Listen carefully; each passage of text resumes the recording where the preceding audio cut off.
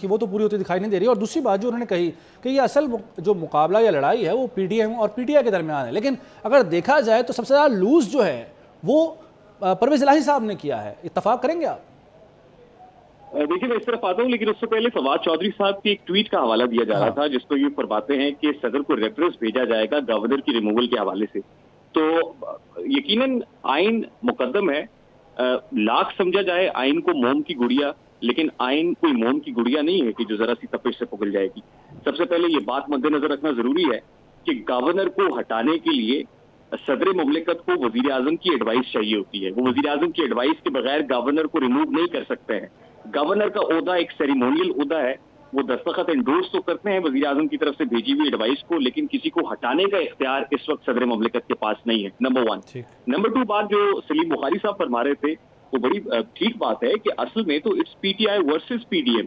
تو اس میں پرویز الہی صاحب کی 10 ووٹوں پر جو حکومت عمران خان صاحب کو حاصل تھی, پرویز الہی صاحب اس وقت تک تو چیف منسٹر رہیں گے جیسے ولی الرحمان صاحب نے اپنے نوٹیفیکیشن میں لکھا ہے کہ جب تک نئے قائد ایوان کا انتخاب نہیں ہو جاتا. لیکن وہ کیسے چیف منسٹر رہیں گے؟ وہ ایسے چیف منسٹر رہیں گے کہ جن کے پاس اختیارات نہیں ہوں گے بیوروکریسی کو کہنے کے لیے, جن کے پاس اختیار نہیں ہوں گے وہ پولیس میں اکھاڑ پچھاڑ کر سکے, انتظامیہ کو اپنے اکھاڑ پچھاڑ کر سکے, اپنی مرضی کے فیصلے کر سکے.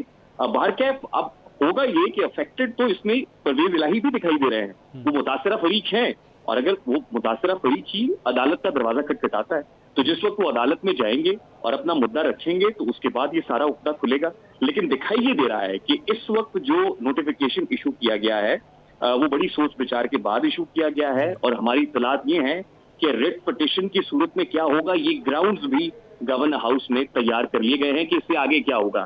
اب کچھ بھی ہو, لیکن اب جب یہ بیٹل فیلڈ ہوگا کورٹ روم کے اندر تو اس میں وقت تو لگے گا, کچھ ڈیلیز بھی آئیں گے, اور شاید دونوں طرف سے اسٹریٹجی بھی یہی ہے کہ ڈیلینگ ٹیکٹکس لینے چاہیے, اور ڈیلینگ ٹیکٹکس کے اندر کچھ ہو یا نہ ہو لیکن انتخابات, عام انتخابات کا راستہ جو خان صاحب کی الٹیمیٹ ڈیسٹینیشن ہے وہ ہوتا ہوا دکھائی نہیں دے رہا, بلکہ اس سے تھوڑا سا دور جاتے ہوئے دکھائی دے رہے ہیں. کیونکہ الٹیمیٹلی دیکھیے آج اسپیکر پنجاب اسمبلی سبطین خان صاحب نے یہ کہا کہ جنوری کے پہلے ہفتے میں عدم اعتماد تحریک کا کوئی نہ کوئی معاملہ آئے گا. یعنی وہ خود بھی احساس کر رہے ہیں, وہ ایک سینس وہاں پہ بھی ہے کہ یہ اگلے سال ہی ہوگا, اس سال میں تو اسمبلیز کی ریزولوشن کا خواب بھی پورا نہیں ہوگا.